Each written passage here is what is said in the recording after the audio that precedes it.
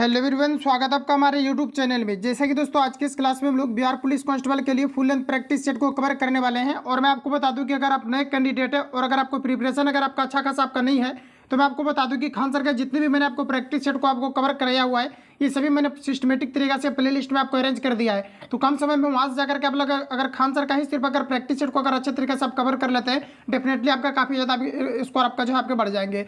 तो मैं आपको बता दूं कि खान सर के जो है जितने भी आपका सेट आपको प्रोवाइड आपको किया गया है इन सभी में आपका सिलेक्टिव क्वेश्चन आपको दिया गया जो कि एग्जाम पॉइंट ऑफ व्यू से काफ़ी ज़्यादा आपका इंपॉर्टेंट आपका है। और लास्ट जो आपका 10 आपका सिलेक्टिव क्वेश्चन का आपका पेपर दिया गया तो उसको भी मैंने फाइनली जो है आप सभी लोगों को एंड कर दिया हुआ है। अगर आप नहीं देखें तो सारा क्लास जो है आपको सिस्टमेटिक तरीका से जो है आपको प्ले लिस्ट में आपको अरेंज आपको मिल जाएगा। तो आइए शुरू करते हैं आज के इस क्लास को और चीज़ों को समझते हैं। आप सभी लोगों को अच्छे तरीके से ये पूरी सेट को लगाना है और कितना आपका एक्यूरेसी आपको मेंटेन हो रहा है ये सभी आप लोगों को कमेंट बॉक्स में बताना है। तो आइए शुरू करते हैं और चीज़ों को समझते हैं। आज का पहला क्वेश्चन हमारे यहाँ पर आपको देखिए 1 नंबर में पूछा जा रहा है, कहा जा रहा है कि सूफी जाने जाते हैं। बताएंगे आप सभी लोग यहाँ पर आपका राइट आंसर क्या हो जाएगा। तो दोस्तों ध्यान रखेंगे आप सभी लोग सभी प्रश्नों में आपको अटेम्प्ट भी लेना है। और यहाँ पर आपको ध्यान रखना है कि जो सूफी था ये आपका जो है मुस्लिम संत के नाम से भी जाने जाते थे। और यहाँ पर आपको बताना है कि सूफी जाने जाते थे। बताएंगे आप लोग राइट आंसर यहाँ पर आपका क्या हो जाएगा। तो ऑप्शन यहाँ पर आपका सी करेक्ट हो जाएगा, ये मुस्लिम संत के नाम से जाने जाते थे। ध्यान रखेंगे आप सभी लोग राइट आंसर यहाँ पर आपका ये करेक्ट सॉरी सी यहाँ पर आपका करेक्ट हो जाएगा। अगला क्वेश्चन देखिए नेक्स्ट हमारा पूछा जा रहा है, ईस्ट इंडिया कंपनी का भारत में कहा जा रहा है कि पदार्पण हुआ। बताएंगे आप लोग राइट आंसर यहाँ पर आपका क्या हो जाएगा। जस्ट इसके पहले जो मैंने आपको जो है 8 PM में जो क्लास को आपको प्रोवाइड आपको किया था लाइव वाला क्लास, उसमें यहाँ पर देख पाएंगे कि नोट्स में भी ये क्वेश्चन आपका इंक्लूड आपका किया गया था जिसमें कि ऑलरेडी मैंने आपको कवर आपको करा दिया। तो डेफिनेटली आप लोग देख पाएंगे कि नोट्स में भी इस प्रकार के प्रश्नों को आपको सिलेक्ट आपको किया गया है। और प्लस आपका करंट को लेकर के जितनी भी छात्र कमेंट कर रहे थे तो करंट भी आपका शुरू आपका हो चुका है जो कि जो आपके 8 बजे लगातार आपको प्रोवाइड आपको किया जा रहा है PM में, यानी इवनिंग में आप सभी लोगों को लाइव भी आपको जुड़ना है और वहाँ पर आपको जो है कमेंट आपको करते चलना है जो भी आंसर आपको ऑलरेडी आपको पता रहता है तो ताकि आपका प्रॉपर वे में आपका रिवीजन भी आपका हो पाए। तो बताएंगे आप सभी लोग यहाँ पर आपका राइट आंसर आपका क्या हो जाएगा।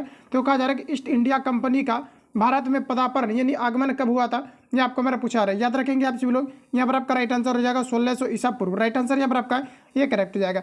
अगला क्वेश्चन देखिए नेक्स्ट हमारा पूछा रहा है, कहा जा रहा है कि भारतीय जनता पार्टी की स्थापना किस वर्ष में हुई थी ये आपको मेरा पूछा रहा है। सभी ऑप्शन आपके सामने दिए गए हैं, बताएंगे आप सभी लोग राइट आंसर यहाँ पर आपका क्या होगा। तो देखिए दोस्तों यहाँ पर आपका जो करेक्ट आंसर आपका हो जाएगा यहाँ पर आपका राइट आंसर हो जाएगा 1980 में। 1980 में भारतीय जनता पार्टी यानी कि BJP की स्थापना हुई थी। राइट आंसर यहाँ पर आपका सी करेक्ट हो जाएगा। अगला क्वेश्चन देखिए नेक्स्ट हमारे यहाँ पर आपको पूछा जा रहा है, कहा जा रहा है कि भारत में संपूर्ण क्रांति का आह्वान किसने किया था ये आपको मेरा पूछा जा रहा है। सभी ऑप्शन आपके सामने दिए गए, बताएंगे आप लोग राइट आंसर यहाँ पर आपका क्या हो जाएगा। तो ध्यान रखेंगे आप सभी लोग कि भारत में संपूर्ण क्रांति का जो आह्वान हुआ था ये कहा जा रहा है कि किसने किया था ये आपको मेरा पूछा रहा था। ये जयप्रकाश नारायण के द्वारा किया गया था। रिपीटेड क्वेश्चन है आपका एग्जाम पॉइंट ऑफ व्यू से काफी आपका इंपोर्टेंट आपका होने वाला है। तो ध्यान रखेंगे राइट आंसर यहाँ पर आपका डी करेक्ट हो जाएगा।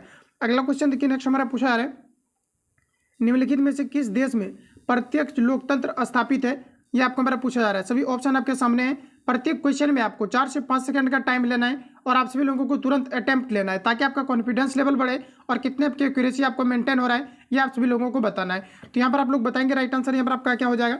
तो साथियों ध्यान रखेंगे कि प्रत्यक्ष लोकतंत्र ये बताना है कि किस देश में जो है ये आपका लागू है, ये चीज़ें यहाँ पर आपको पूछा जा रहा है। तो यहाँ पर आपका करेक्ट आंसर हो जाएगा जो आपका यहाँ पर हो जाएगा राइट आंसर ये आपका स्विट्जरलैंड हो जाएगा। ऑप्शन सी यहाँ पर आपका राइट हो जाएगा। ध्यान रखेंगे लोकतंत्र जो है ये कहाँ पर जो प्रत्यक्ष रूप से स्थापित है तो यहाँ पर आपका हो जाएगा स्विट्जरलैंड। अगला क्वेश्चन देखिए नेक्स्ट हमारा पूछा जा रहा है, यहाँ पर आपको बताना है कि राज्यों में राज्यपालों की नियुक्ति कौन करता है ये आपको मेरा पूछा रहा है। बताएंगे आप लोग राइट आंसर क्या होगा। तो यहाँ पर आपका करेक्ट आंसर हो जाएगा राष्ट्रपति। राज्यपाल की नियुक्ति किनके द्वारा किया जाता है तो ये आपके राष्ट्रपति के द्वारा किया जाता है। ऑप्शन सी यहाँ पर आपका करेक्ट हो जाएगा। इनकेस अगर आपको ये पूछा जाता है कि राज्य के मुख्यमंत्री का नियुक्ति किनके द्वारा किया जाता है तो ये राज्यपाल के द्वारा किया जाता है। बट राज्यपाल की अगर नियुक्ति के बारे में पूछा जाता है तो ये राष्ट्रपति के द्वारा किया जाता है। इतने फैक्ट को आप सभी लोगों को ध्यान में रखना है। अगला क्वेश्चन देखिए नेक्स्ट हमारा पूछा जा रहा है, कहा जा रहा है कि निम्न में विधान परिषद किस राज्य में नहीं है ये आपको मेरा पूछा जा रहा है। देखिए विधान परिषद जो है ये सभी स्टेट में आपके लागू नहीं है, लेकिन यहाँ पर आपको बताना है कि राइट आंसर यहाँ पर आपका क्या हो जाएगा। तो यहाँ पर अगर देखा जाए तो यहाँ पर आपका हो जाएगा गुजरात। गुजरात में विधान परिषद नहीं है। राइट आंसर यहाँ पर आपका सी करेक्ट हो जाएगा। ध्यान रखेंगे आप सभी लोग, इंपॉर्टेंट क्वेश्चन है आपका। अगला क्वेश्चन देखिए पूछा रहे हैं कि निम्नलिखित में से कौन संघवाद की विशेषता नहीं है ये आपको मेरा पूछा जा रहा है। बताएंगे आप लोग राइट आंसर यहाँ पर आपका क्या होगा। तो यहाँ पर आपका करेक्ट आंसर हो जाएगा सत्ता का विकेंद्रीकरण। ये जो आपका है ये संघवाद की विशेषता नहीं है, सत्ता का विकेंद्रीकरण। बाकी जितने भी ऑप्शन आपको दिए गए ये सभी आपका जो है संघवाद की विशेषता है। ध्यान रखेंगे आप सभी लोग। अगला क्वेश्चन देखिए नेक्स्ट हमारे यहाँ पर आपको पूछा जा रहा है, कहा जा रहा है कि भारत में भूदान हुआ ग्रामदान आंदोलन किससे प्रारंभ किया था, किसने प्रारंभ किया था, ये आपको हमारा पूछा रहा था। भूदान आंदोलन जैसा कि आपको पता है कि विनोबा भावे के द्वारा किया गया था। और यहाँ पर आपको फिर कहा जा रहा है कि भूदान हुआ, कहा जा रहा है कि ग्रामदान आंदोलन किनके द्वारा प्रारंभ किया गया था, तो विनोबा भावे आप सभी लोग लगाएंगे। राइट आंसर यहाँ पर आपका डी करेक्ट हो जाएगा। ध्यान रखेंगे आप सभी लोग, इंपोर्टेंट क्वेश्चन आपका, जो कि हुबहू क्वेश्चन आपके जो है प्रीवियस पेपर में आपका पूछा गया था। तो याद रखेंगे आप सभी लोग, और क्वेश्चन को फिर से आप लोग रिपीट करेंगे क्योंकि यहाँ से क्वेश्चन आपका कई बार आपका रिपीट आपका हुआ है। तो याद रखेंगे कि भारत में भूदान आंदोलन और जो है ग्रामदान आंदोलन से कौन संबंधित है, यहाँ पर आपको हो जाएगा आचार्य विनोबा भावे। तो राइट आंसर आपका डी करेक्ट हो जाएगा। अगला क्वेश्चन देखिए, पूछा रहा है कि इनमें से कौन सा कथन सत्य नहीं है, ये आपको मेरा पूछा रहा है। बताएंगे आप लोग राइट आंसर यहाँ पर आपका क्या होगा। तो ध्यान रखेंगे आप सभी लोग, यहाँ पर आपको कहा जा रहा है कि वर्ष 1971 में दहेज निरोधक अधिनियम बना था, जो कि गलत कहा जा रहा है। ये क्वेश्चन मैंने नोट्स में आपको कवर आपको करा दिया है, इसलिए मैं आपको हर एक बार बोलूंगा कि नोट्स जो भी आपका सिलेक्टिव क्वेश्चन का आपका आ रहा है, डेफिनेटली आपको जो है इसको आपको लगाना है। तो यहाँ पर देखिए आपका राइट आंसर जो हो जाएगा 1961 में जो है दहेज विरोधक जो है निरोधक अधिनियम लागू आपका हुए थे 1961 में, लेकिन यहाँ पर आपको प्रश्न में दिया गया है 1971, जो कि यहाँ पर आपको गलत दिया गया है और हमें गलत ही छाटना था। तो यहाँ पर आपका राइट आंसर जो है ऑप्शन यहाँ पर आपका करेक्ट हो जाएगा। इसके लिए कुछ आपको महत्वपूर्ण आपको पॉइंट है जो कि आपको सही दिया गया है, आप सभी लोगों को ध्यान में रखना है कि दहेज मांगने वालों को न्यूनतम 5 वर्ष की सजा होती है। नेक्स्ट आपको दिया गया है कि दहेज प्रथा आज भी एक जो है समस्या है, ये भी आपको करेक्ट कहा जा रहा है। लोगों को जागृत करने के लिए सरकार नई कदम उठा रही है, ये सभी चीज़ें आपको यहाँ पर करेक्ट आपको दिया गया है, बट हमें गलत छाटना था, तो यहाँ पर आपका राइट आंसर ये करेक्ट हो जाएगा। अगला क्वेश्चन देखिए, नेक्स्ट हमारा पूछा रहा है, कहा जा रहा है कि महात्मा गांधी ने कौन सी पत्रिका शुरू की थी, ये आपको हमारा पूछा रहा है। सभी ऑप्शन आपके सामने है, बताएंगे आप लोग राइट आंसर क्या होगा। तो ध्यान रखेंगे आप सभी लोग, महात्मा गांधी के द्वारा हरिजन पत्रिका की शुरुआत की गई थी। राइट आंसर यहाँ पर आपका सी करेक्ट हो जाएगा। इंपोर्टेंट क्वेश्चन है, रिपीटेड आपका है, ध्यान रखेंगे आप सभी लोग। महात्मा गांधी के द्वारा कहा जा रहा है कि कौन सी पत्रिका शुरू की गई थी, आपका हरिजन पत्रिका हो जाएगा। ऑप्शन यहाँ पर आपका यहाँ पर आपका सी करेक्ट हो जाएगा। इनकेस अगर यहाँ पर आपको ये पूछा जाता है कि जो हरिजन पत्रिका शुरुआत किया गया था महात्मा गांधी के द्वारा, ये कब किया गया था, तो ये आपका 1933 में किया गया था। डेट भी आप सभी लोगों को ध्यान में रखना है, ऑप्शन यहाँ पर आपका सी राइट हो जाएगा। अगला क्वेश्चन देखिए, नेक्स्ट हमारा पूछा जा रहा है, कहा जा रहा है कि दक्षेस यानी सार्क की वर्तमान में सदस्यों की संख्या कितनी है, ये आपको हमारा पूछा रहा है। सभी ऑप्शन आपके सामने दिए गए, बताएंगे आप सभी लोग राइट आंसर यहाँ पर आपका क्या हो जाएगा। तो देखिए दोस्तों, ध्यान रखेंगे आप सभी लोग, सार्क की टोटल अगर सदस्य की बात किया जाए तो यहाँ पर आपका टोटल आपका 8 हो जाएगा। फिर यहाँ से क्वेश्चन आपका पूछा जाता है कि सार्क का फुल फॉर्म क्या होता है, तो ध्यान रखेंगे SA आपका RC आपका होता है द साउथ, यहाँ पर आपका जो है the south Asian association, AA आपका होता है the south Asian association for आपका रीजनल कॉर्पोरेशन होता है। यहाँ से क्वेश्चन आपका पूछा गया है, ध्यान रखेंगे आपका फुल फॉर्म से रिलेटेड आपका। और यहाँ पर अगर ये बात किया जाए कि जो सार्क की जो स्थापना हुआ था ये आपका कब हुआ था, तो ध्यान रखेंगे सार्क की जो स्थापना हुआ था ये आपका हुआ था 1985 में। याद रखना आपको डेट भी, सार्क की स्थापना कब हुआ था, तो आपका 1985 में हुआ था। सार्क की फुल फॉर्म की अगर हम बात करें तो the south Asian association for regional corporation होता है। और सार्क की वर्तमान अभी सदस्यों की संख्या की बात किया जाए तो आपका 8 है। तो राइट आंसर यहाँ पर आपका सी करेक्ट हो जाएगा। बार बार इसलिए भी रिपीट करना जरूरी है क्योंकि यहाँ से क्वेश्चन आपका काफी ज्यादा आपका इंपोर्टेंट आपका एग्जाम पॉइंट से आपका होने वाला है, और जो कि पूछे जाने की पूरी पॉसिबिलिटी भी आपके होंगे। अगला क्वेश्चन देखिए, पूछा रहे निर्वाचन प्रक्रिया के विषय में क्या सही है, ये आपको हमारा पूछा रहा है। सभी ऑप्शन आपके सामने दिए गए, बताएंगे आप लोग राइट आंसर यहाँ पर आपका क्या हो जाएगा। तो फिर ध्यान रखेंगे निर्वाचन प्रक्रिया के बारे में पूछा रहे कि कौन सा कहा जा रहा है कि कथन आपका सही है, ये आपको हमारा पूछा रहा है। हालांकि देखा जाए तो जो निर्वाचन आपका प्रक्रिया है ये आर्टिकल जो है आपका 324 से लेकर के आपका जो है 329 के बीच आपका दिया गया है, जो कि चुनाव संबंधी प्रक्रिया से आपका संबंधित है। बाकी ऑप्शन के अकॉर्डिंग हम लोग देखते हैं क्या कुछ यहाँ पर आपको दिया गया है।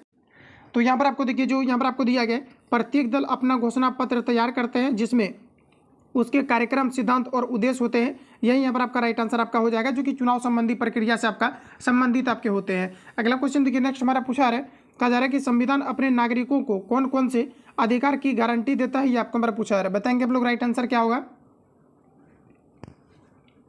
तो ध्यान रखेंगे आप सभी लोग, यहाँ पर आपका जो राइट आंसर आपका हो जाएगा, सबसे पहली बात कि जो आपका आर्टिकल आपका 19 और आर्टिकल आपका 12 से लेकर के जो 35 तक आपका दिया गया है, इसमें आपका फंडामेंटल राइट्स के बारे में चर्चा किया गया है। तो याद रखेंगे आप सभी लोग, क्वेश्चन आपका पूछा गया था कि मौलिक अधिकार का चर्चा आर्टिकल कहाँ से कहाँ तक किया गया है, तो ये आपका 12 से लेकर के आपका 35 तक आपका किया गया। बाकी पुतला जलाने का अधिकार, घूमने फिरने का अधिकार, या फिर अभिव्यक्ति की स्वतंत्रता का अधिकार या प्रेस की स्वतंत्रता की अगर बात किया जाए तो आपके आर्टिकल आपके 19 में आपको दिए गए। तो ध्यान रखेंगे यहाँ पर आपको कहा जा रहा है कि संविधान अपने नागरिकों को कहा जा रहा है कि कौन से अधिकार की गारंटी देता है, ये आपको मेरा पूछा रहा है। ये आपका राइट आंसर हो जाएगा समानता का अधिकार। इसके अलावा अगर देखा जाए तो अभिव्यक्ति की स्वतंत्रता, ये यहाँ पर आपको दिया गया अभिव्यक्ति की स्वतंत्रता बिल्कुल आपका करेक्ट आपको दिया गया है। और श्रम का अधिकार बिल्कुल भी आपका गलत है, क्योंकि संविधान जो है ये आपको रोजगार प्रदान करने को लेकर के किसी प्रकार की गारंटी प्रदान नहीं करता है। इसके अलावा शोषण का अधिकार यहाँ पर आपको दिया गया है, तो शोषण का अधिकार जो है यहाँ पर आपको कहा जा रहा है कि शोषण का अधिकार, ये भी आपका गलत हो जाएगा, क्योंकि शोषण का विरुद्ध अधिकार हमें जो है संविधान प्रोवाइड करती है। लेकिन यहाँ पर आपको दिया गया शोषण का अधिकार, इसलिए यहाँ पर आपका गलत हो जाएगा।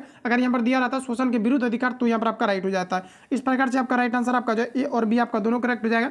ऑप्शन यहाँ पर आपका करेक्ट हो जाएगा। अगला क्वेश्चन देखिए, नेक्स्ट हमारा पूछा है कि राज्यसभा के सदस्यों का चुनाव कौन करते हैं, ये आपको हमारा पूछा है। तो राज्यसभा के सदस्यों का जो चुनाव किया जाता है ये किया जाता है राज्यों की विधान सभाओं के सदस्य के द्वारा। ऑप्शन सी यहाँ पर आपका राइट हो जाएगा। ध्यान करें, जो है आप लोग रिपीट करेंगे कि राज्यसभा के सदस्यों का चुनाव कौन करते हैं, तो ये जो है राज्यों की विधानसभाओं के सदस्य करते हैं। ऑप्शन सी यहाँ पर आपका करेक्ट हो जाएगा।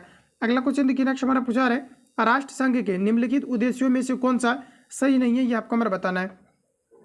बताएंगे आप लोग राइट आंसर यहाँ पर आपका क्या हो जाएगा। तो यहाँ पर आपका करेक्ट आंसर आपका हो जाएगा, ये आपका हो जाएगा शांति भंग करने वाले देशों की सरकार की जो यहाँ पर आपका बर्खास्त करना। राइट आंसर आपका सी करेक्ट हो जाएगा। क्वेश्चन को फिर से पढ़ लेंगे, राष्ट्र के निम्नलिखित उद्देश्यों में से कौन सा सही नहीं है, ये आपको हमारा पूछा जा रहा है। तो शांति भंग करने वाले देशों की सरकार को बर्खास्त करना। राइट आंसर यहाँ पर आपका सी करेक्ट हो जाएगा। अगला क्वेश्चन देखिए, नेक्स्ट हमारा पूछा जा रहा है सिद्धार्थ ने किस धर्म की स्थापना की थी, ये आपको हमें बताना है। तो दोस्तों ध्यान रखेंगे आप सभी लोग, सिद्धार्थ के द्वारा जो है बौद्ध धर्म की स्थापना किया गया था। राइट आंसर यहाँ पर आपका बी करेक्ट हो जाएगा। अगला क्वेश्चन देखिए, पूछा रहे थियोसॉफिकल सोसाइटी की स्थापना किसने की, ये आपको हमें बताना है। तो ध्यान रखेंगे आप सभी लोग, जो आपका थियोसॉफिकल सोसाइटी की स्थापना किया गया था ये एनी बेसेंट के द्वारा किया गया था। राइट आंसर है आपका सी करेक्ट हो जाएगा। अगला क्वेश्चन देखिए, नेक्स्ट हमारा पूछा जा रहा है, अगला आपको बताना है किस घटना को द्वितीय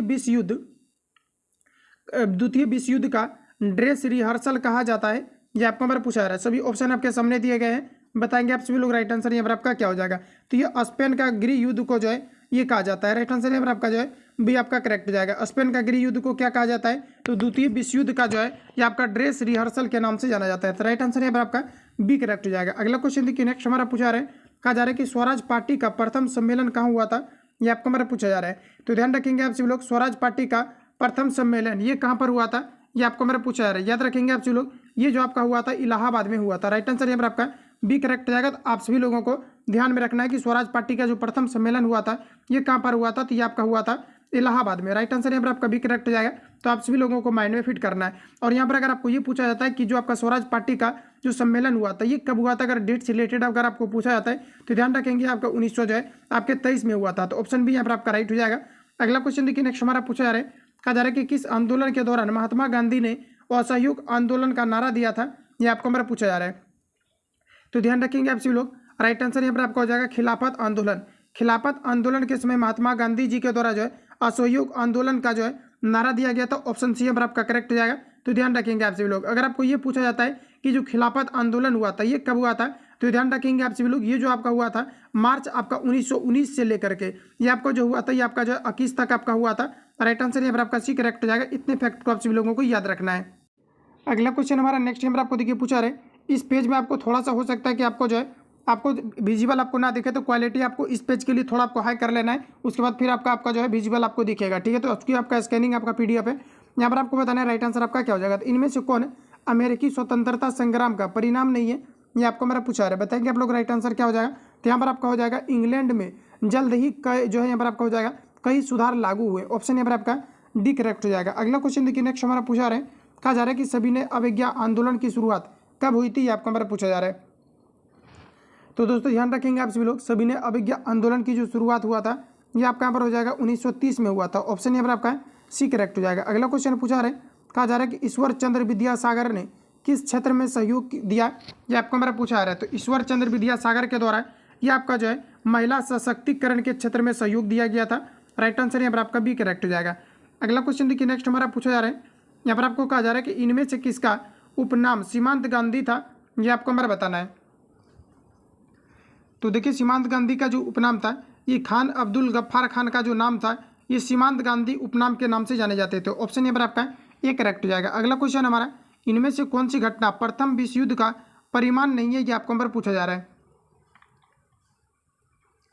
तो यहाँ पर आपका राइट आंसर आपका हो जाएगा विश्व के अधिकांश देशों में गणतंत्र की स्थापना, ये आपका यहाँ पर राइट आंसर हो जाएगा, जो कि आपका प्रथम विश्व युद्ध का परिणाम नहीं है। ऑप्शन यहाँ पर आपका बी करेक्ट हो जाएगा। ध्यान रखेंगे फिर याद रखेंगे आप सभी लोग, प्रथम जो विश्व युद्ध हुआ था ये आपका 1914 में आपका हुआ था। ध्यान रखेंगे, ऑप्शन यहाँ पर आपका बी करेक्ट हो जाएगा। अगला क्वेश्चन देखिए, नेक्स्ट हमारा पूछा रहे विश्व जल दिवस मनाया जाता है, बताएंगे आप लोग राइट आंसर क्या हो जाएगा। तो याद रखेंगे विश्व जल दिवस जो मनाया जाता है ये 22 मार्च को मनाए जाते हैं। 22 मार्च को प्रत्येक वर्ष विश्व जल दिवस के रूप में मनाए जाते हैं। अगला क्वेश्चन देखिए, नेक्स्ट हमारा पूछा रहे कहा जा रहा है उपकरण जो वायु दाब मापने हेतु प्रयुक्त होता है ये क्या कहलाते हैं। तो वायु दाब को मापने के लिए किस प्रकार के उपकरण का प्रयोग किया जाता है, ये आपको हमारा पूछा जा रहा है। ध्यान रखेंगे, इसमें जो आपका किया जाता है इसमें बैरोमीटर का किया जाता है। ऑप्शन यहाँ पर आपका करेक्ट हो जाएगा। इसके अलावा यहाँ पर आपको दिया गया है और यहाँ पर आपको थर्मामीटर दिया गया है जो कि बॉडी के टेम्परेचर को रीड करता है। एनीमोमीटर दिया गया है जो कि वायु की गति को रीड करता है। उसके अलावा यहाँ पर आपको हेक्टोमीटर आपको दिए गए हैं। तो आप सभी लोगों को ध्यान रखना है, एक आपका होता है हाइग्रोमीटर आपका होता है। हाइग्रोमीटर से जो मापा जाता है वायुमंडल में उपस्थित आर्द्रता को मापने हेतु जो हाइग्रोमीटर का आपका प्रयोग किया जाता है। तो इतनी चीज़ों को आप लोग याद रखेंगे, राइट आंसर आपका ए करेक्ट हो जाएगा। अगला क्वेश्चन देखिए, नेक्स्ट हमारा पूछा रहे कहा जा रहा है कि वायुमंडलीय परत जो सूर्य के पराबैंगनी विकिरणों से हमारी रक्षा करती है, ये आपको हमारा पूछा रहा है कि कौन सा है। तो ध्यान रखेंगे आप सभी लोग, यहाँ पर आपका राइट आंसर हो जाएगा ओजोन मंडल। ऑप्शन यहाँ पर आपका ए करेक्ट हो जाएगा। ध्यान रखेंगे आप सभी लोग। अगला क्वेश्चन पूछा जाए कि सरदार सरोवर बांध डैश नदी पर स्थित है, बताएंगे आप लोग राइट आंसर यहाँ पर आपका क्या हो जाएगा। तो फ्रेंड्स याद रखेंगे सरदार सरोवर जो बांध है ये आपके जो है नर्मदा नदी पर स्थित है। राइट आंसर यहाँ पर आपका सी करेक्ट हो जाएगा। अगला क्वेश्चन देखिए, नेक्स्ट हमारा यहाँ पर आपको पूछा जा रहा है कहा जा रहा है यहाँ पर आपको कि वायु में कार्बन डाइऑक्साइड गैस की प्रतिशत मात्रा कितनी होती है, ये आपको हमारा पूछा रहा है। सभी ऑप्शन आपके सामने दिए गए, अटेम्प्ट लेना है आप सभी लोगों को। तो ध्यान रखेंगे आप सभी लोग, यहाँ पर आपको याद रखना है कि जो नाइट्रोजन का प्रतिशत होता है ये आपका टोटल आपका 78% आपका होता है। कार्बन डाइऑक्साइड जो होता है आपका 0.03% आपका होता है। वही अगर ऑक्सीजन की अगर बात किया जाए तो ये लगभग आपके 21% आपके होते हैं। तो यहाँ पर आपका राइट आंसर हो जाएगा 0.03%, जिसमें कि कार्बन डाइऑक्साइड की मात्रा वायुमंडल में उपस्थित होता है। ऑप्शन यहाँ पर आपका बी राइट हो जाएगा। अगला क्वेश्चन देखिए, नेक्स्ट हमारा पूछा रहे क्या जा रहा है कि प्रति विषुवतीय धाराओं की प्रवाह दिशा किस प्रकार से होती है, ये आपको हमारा पूछा रहा है। तो यहाँ पर आपका राइट आंसर हो जाएगा ये पश्चिम से आपका पूर्व होता है। ध्यान रखेंगे आप सभी लोग, कन्फ्यूजन ज़्यादा क्रिएट होता है इस प्रकार के प्रश्नों में। आपका याद रखना आप सभी लोगों की प्रति विषुवतीय धाराओं की प्रवाह दिशा किस प्रकार से होती है, तो आपका पश्चिम से पूर्व की ओर होती है। अगला क्वेश्चन देखिए, नेक्स्ट हमारा पूछा रहे समान दाब वाले स्थानों से गुजरने वाली काल्पनिक रेखाएं क्या कहलाती है, आपको हमारा बताना है। तो फ्रेंड्स ध्यान रखेंगे आप सभी लोग, इसे हम लोग आइसोबार के नाम से जानते हैं। रिपीटेड क्वेश्चन है, ध्यान रखेंगे आप सभी लोग, समान दाब वाले स्थानों से गुजरने वाली काल्पनिक रेखाएं हैं, ये आपका यहाँ पर हो जाएगा आइसोबार। ऑप्शन यहाँ पर आपका ए करेक्ट हो जाएगा। अगला क्वेश्चन है कि जीव जो सूर्य के प्रकाश की उपस्थिति में अपना भोजन बनाते हैं ये क्या कहलाते हैं। तो ध्यान रखेंगे आप सभी लोग कि आपका राइट आंसर हो जाएगा उत्पादक। ऑप्शन यहाँ पर आपका बी करेक्ट हो जाएगा। पेड़ पौधे सभी आपके उत्पादक के अंतर्गत आते हैं। ऑप्शन यहाँ पर आपका बी करेक्ट हो जाएगा। अगला क्वेश्चन हमारा है नदी जो पूर्व से पश्चिम की ओर नहीं बहती है वो कौन सी नदी है, ये आपका हमारा पूछा जा रहा है। यहाँ पर आपका राइट आंसर हो जाएगा चंबल नदी। राइट आंसर आपका बी करेक्ट हो जाएगा, जो कि पूर्व से पश्चिम की ओर नहीं बहती है। अगला क्वेश्चन हमारा नेक्स्ट यहाँ पर आपको देखिए पूछा जा रहा है कहा जा रहा है आर्द्रता प्रदर्शन की विधि जिसमें आर्द्रता को प्रतिशत में परिवर्तित किया जाता है वह क्या है, या प्रदर्शित किया जाता है, ये आपको हमारा पूछा रहा है। सभी ऑप्शन आपके सामने हैं, तो बताएंगे आप लोग राइट आंसर क्या हो जाएगा। क्वेश्चन को आप लोग फिर से एक बार रीड करेंगे। कहा जा रहा है कि आर्द्रता प्रदर्शन की विधि जिसमें आर्द्रता को प्रतिशत में कहा जा रहा है कि प्रदर्शित किया जाता है वह कौन सा है, ये आपको हमारा पूछा रहा है। सभी ऑप्शन आपके सामने दिए गए हैं। यहाँ पर आपका हो जाएगा सापेक्ष आर्द्रता या फिर सापेक्षिक आर्द्रता होता है। राइट आंसर यहाँ पर आपका डी करेक्ट हो जाएगा। अगला क्वेश्चन हमारा पूछा रहा है कि प्रारंभ में एक अविभाजित विशाल स्थल खंड था वह कहलाता था, बताएंगे आप लोग राइट आंसर क्या होगा। यहाँ पर आपका राइट आंसर हो जाएगा पेंजिया कहलाता था। ऑप्शन ए यहाँ पर आपका करेक्ट हो जाएगा। अगला क्वेश्चन देखिए, नेक्स्ट हमारा पूछा रहा है कि पृथ्वी के केंद्र की ओर परतों का क्रमागत विन्यास क्या है। तो देखिए दोस्तों ध्यान रखेंगे आप सभी लोग, सबसे पहली बात आपको याद रखना कि पृथ्वी के जो भूपटपट्टी होते हैं इसे हम लोग किस नाम से जानते हैं, तो इसे हम लोग जो है सियाल के नाम से जानते हैं। ये क्वेश्चन आपका पूछा हुआ है, ध्यान रखेंगे आप सभी लोग, पृथ्वी के भूपटपट्टी को हम लोग किस नाम से जानते हैं, तो सियाल के नाम से जानते हैं। तो यहाँ पर आपको कहा जा रहा है कि पृथ्वी के केंद्र की ओर परतों का क्रमागत विन्यास क्या है, ये आपको मेरा पूछा जा रहा है। तो ध्यान रखेंगे आप सभी लोग, यहाँ पर आपका जो राइट आंसर हो जाएगा, पहले आपका सियाल हो जाएगा, फर्स्ट नंबर पर आपका सियाल हो जाएगा। और चूंकि हम लोग केंद्र की और नीचे की ओर जा रहे हैं तो पहले आपका सियाल हो जाएगा, उसके बाद नीफी, उसके बाद आपका सीमा हो जाएगा। ऑप्शन नंबर आपका भी करेक्ट हो जाएगा, ध्यान रखेंगे। और ये क्वेश्चन सियाल वाला मैंने जो आपको इवनिंग में आपको कराया हुआ है, राइट आंसर आपका भी करेक्ट हो जाएगा। अगला क्वेश्चन देखिए, पूछा रहा है कि प्रदेश जो फल कृषि के लिए प्रसिद्ध है, ये आपको मेरा पूछा रहा है कि ये कौन सा है। तो ध्यान रखेंगे आप सभी लोग, यहाँ पर आपका राइट आंसर हो जाएगा भूमध्य सागरीय आपका प्रदेश हो जाएगा।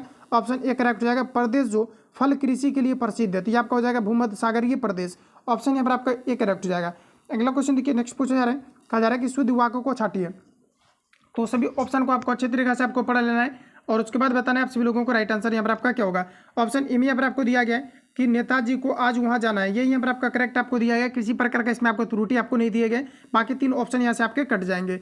अगला क्वेश्चन देखिए, नेक्स्ट हमारा पूछा जा रहा है, कहा जा रहा है कि वर्णों का सार्थक समूह क्या कहलाता है। तो देखिए, वर्णों का जो सार्थक समूह होता है ये आपका कहलाता है शब्द। राइट आंसर आपका भी करेक्ट हो जाएगा। जैसे कि हम लोग मान लिया जाए कि समास लिखते हैं, तो समास में आप देख पाएंगे कि वर्ण यानी कि स्व आपका वर्ण है, फिर मोह आपका वर्ण, आकार मोह है, और जो आपका यहाँ पर स्व दिया गया, ये सभी आपका क्या है, तो वर्ण है। और इन सभी को सार्थक रूप से अगर अरेंज किया जाता है तो आपके शब्द का निर्माण होते हैं। ऑप्शन भी यहाँ पर आपका राइट हो जाएगा। अगला क्वेश्चन देखिए, पूछा रहे, कहा जा रहा है कि ओ में यहाँ पर आपका अनुस्वार दिया गया है और बताना कि ये आपका क्या है। तो यहाँ पर आपको देखने से ही पता चल रहा होगा, ये आपका यहाँ पर करेक्ट आंसर हो जाएगा आयोग व। राइट आंसर यहाँ पर आपका सी करेक्ट हो जाएगा। अगला क्वेश्चन देखिए, पूछा रहे कि व्यवहार और मत शब्दों के सही पर्याप्त क्या है, ये आपको यहाँ पर पूछा रहे, सही पर्याय क्या है, ये आपको मेरा पूछा रहे, बताएंगे आप लोग राइट आंसर क्या होगा। तो देखिए, क्वेश्चन को आप लोग फिर से एक बार समझेंगे। कहा जा रहा है व्यवहार, और व्यवहार को हम लोग जो आचरण बोलेंगे और मत को हम लोग विचार बोलेंगे। राइट आंसर यहाँ पर आपका ये करेक्ट हो जाएगा, जो कि जनरली आप लोग जो है दैनिक जीवन में यूज भी करते होंगे। यहाँ पर आपका करेक्ट आंसर ये आपका राइट हो जाएगा। अगला क्वेश्चन देखिए, नेक्स्ट हमारा पूछा रहे, कहा जा रहा है कि व्यंजन संधि के उदाहरण है। तो व्यंजन संधि के जो उदाहरण है, यहाँ पर आपका राइट आंसर हो जाएगा उल्लास, संगम और संभावना, ये सभी आपका व्यंजन संधि के उदाहरण है। ऑप्शन सी यहाँ पर आपका सॉरी डी करेक्ट हो जाएगा। अगला क्वेश्चन हमारा पूछा रहा है कि समाज में आज भी सीता सावित्रियों का महत्व है, यहाँ कहा जा रहा है कि रेखांकित शब्दों का प्रयोग हुआ है। बताएंगे आप लोग राइट आंसर क्या हो जाएगा। तो ये कहने का मतलब है कि सीता सावित्रियों का, इसका यहाँ पर आपको बताना है कि आपका क्या, इसको जो है आप किस रूप में इसको जो है डिफाइन करेंगे, ये चीज़ें यहाँ पर आपको पूछा जा रहा है। तो यहाँ पर आपका देखिए जो राइट आंसर हो जाएगा, ये आपका यहाँ पर हो जाएगा व्यक्तिवाचक, सीता आपका व्यक्तिवाचक हो जाएगा और व्यक्तिवाचक संज्ञा के अंतर्गत आ जाएगा। और दिया गया सावित्री, तो ये आपका जो है जातिवाचक के रूप में आपका प्रयोग होगा। ऑप्शन यहाँ पर आपका सी करेक्ट हो जाएगा। अगला क्वेश्चन देखिए, नेक्स्ट हमारा पूछा जा रहा है, कहा जा रहा है कि बालक ने रोटी खाई, रेखांकित शब्द का पद परिचय देना है। तो देखिए, हमारा आपको खाई जो कहा जा रहा है कि रोटी खाई, खाई के बारे में आपको बताना है कि इसको आप किस प्रकार से जो है आप डिनोट करेंगे। देखिए, यहाँ पर आपको सबसे पहली बात, यहाँ पर आपको दिया गया है खाई, और जो खाई आपका होगा ये आपका स्त्रीलिंग के अंतर्गत आपके आ जाएंगे, क्योंकि अगर खाया रहता है तो आपके पुल्लिंग के अंतर्गत जाएगा, तो ये आपका स्त्रीलिंग के अंतर्गत आएगा। तो ऑप्शन ये कट जाएगा, यहाँ पर आपको पुल्लिंग दिया गया, ये कट जाएगा। और उसके बाद देख पाएंगे कि सभी ऑप्शन में आपको जो दिया गया है ये आपको स्त्रीलिंग के आपके रूप में दिया गया है। अच्छा, यहाँ पर आपको कहा जा रहा है कि रोटी खाई, अब इसको आप दूसरी तरीके से आप कैसे छाट सकते हैं। देखिए, रोटी खाई इसके बारे में कहा जा रहा है, ये आपका एक वचन के अंतर्गत जाएगा और एक वचन जो है आपके सभी ऑप्शन में आपको दिए गए। उसके अलावा आप दूसरा प्रोसेस को आप अपना सकते हैं। यहाँ पर आपको खाई दिया गया, अच्छा ये किस प्रकार का है, जैसे कि आपको मैंने ऑलरेडी आपको बताया हुआ है कि जब भी कभी काम होता है तो वहाँ पर आपका सकर्मक क्रिया, और काम का अगर बोध नहीं होता है तो वहाँ पर आपके अकर्मक क्रिया होते हैं। तो यहाँ पर आपका काम हो रहा है तो यहाँ पर आपका सकर्मक होगा, और यहाँ पर देखिए आपका अकर्मक दिया गया, तो सी भी आपका कट जाएगा और ये आपका बी भी कट जाएगा। फाइनली आपका राइट आंसर डी यहाँ पर आपका राइट हो जाएगा। ये आपका हो जाएगा सकर्मक क्रिया, एक वचन, स्त्रीलिंग और अन्य पुरुष भूतकाल कृतवाच। राइट आंसर यहाँ पर आपका डी करेक्ट हो जाएगा, क्योंकि रोटी खाई के बारे में कहा जा रहा है, यानी कि पास्ट टेंस में आपका चला जाएगा, जो कि हम लोग भूत या कृतवाच के नाम से जानेंगे। तो राइट आंसर आपका डी करेक्ट होगा। इस प्रकार से आप सभी लोगों को छटना है।